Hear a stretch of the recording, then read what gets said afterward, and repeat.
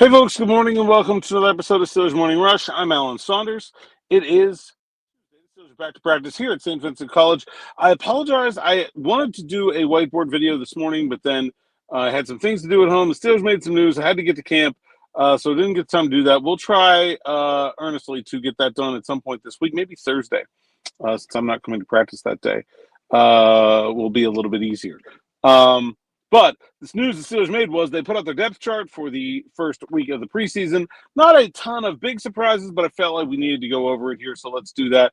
A couple, I'll call them notable things. I think the most notable thing actually is not any of the places on the depth chart in terms of what players over what players, but the positions on the depth chart. The Steelers listed 2 tight ends as starting and only 2 wide receivers. They have in recent years always listed 3 wide receivers and 1 tight end as starting. And not only that, Mike Tomlin gave Jonnu Smith and or Pat Freiermuth, they're a co-starter at one of those. So all 3 tight ends, Smith, Freiermuth, and Washington, all listed as starters, and then DK Metcalf and Calvin Austin also are the starting wide receivers.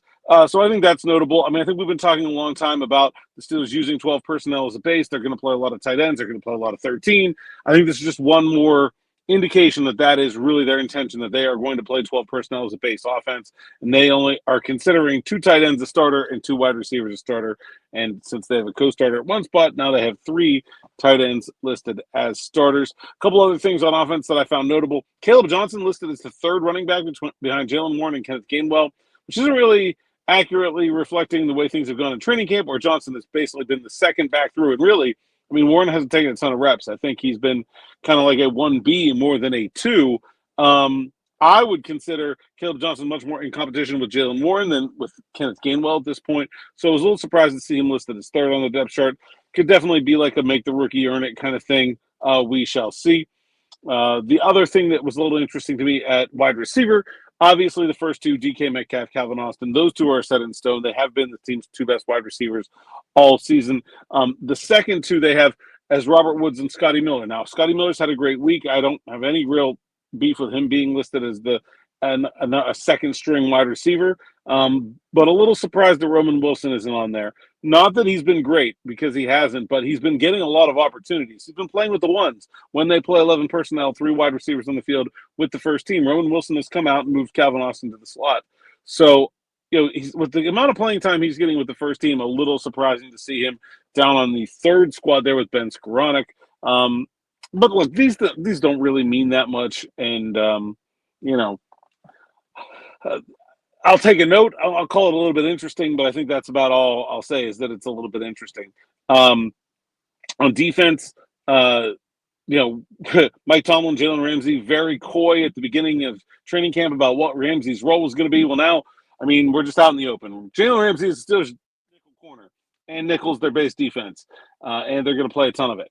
And Joey Porter Jr., Darius Slay, the starters on the outside, Warren Thornhill, the starter at free safety. We've kind of known that. It's been that way for camp, but now it is sort of semi-official in black and white.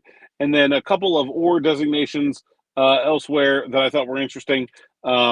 Jack Sawyer or DeMarvin Leal for that 4th and 5th defensive or outside linebacker spot.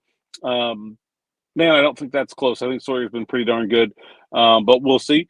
And then punter, Corliss Waitman or Cam Johnston. That's fair, but I think Cam Johnston has looked pretty good since coming back from that pretty gnarly injury last year. And the last thing that I noted, they have Y.A. Black listed as 13 nose tackle and Logan Lee as a second-team defensive end. Those 2 in base defense have actually been playing the opposite positions. Black's been playing end, and Lee's been playing nose. So I don't know if they're just transposed, or maybe that's a hint that there's more nose tackle coming in the future for Y.A. Black. He's certainly big enough to do it. He hasn't done it. Talked to Logan Lee about this earlier this week. Early in Logan Lee's career at Iowa, he did play a little bit of tilt nose, but Black did not. So of the 2 of them, Lee has done it more. Kind of makes sense. Look, you're talking about the 3rd string nose tackle either way. Daniel Akwale has really been working on learning that position to be the backup to Keanu Benton. And so neither of those guys is going to play any nose tackle unless there's a lot of bad things that happen for the Steelers this year. Look, they're not going to play that much base defense. They may not play nose tackle more than 5 snaps a game, except for the Baltimore, because Ramsey's your slot corner, and you're not taking him off the field. So I think that is.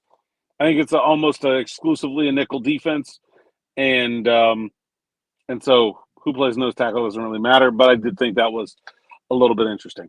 All right, that's all I got for this morning.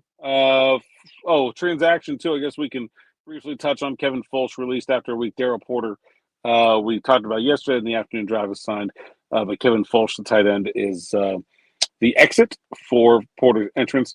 Maybe we'll catch up with Porter today. All right, we got walkthrough practice today.